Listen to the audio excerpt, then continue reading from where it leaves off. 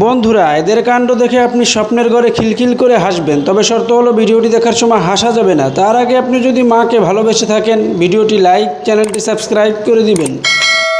Number 3।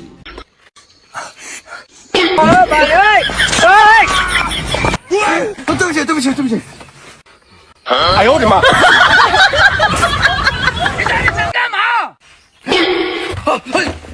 哎呦我的妈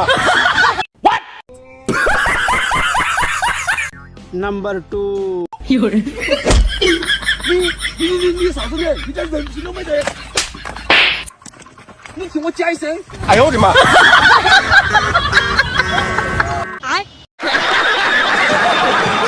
number 1。反过来。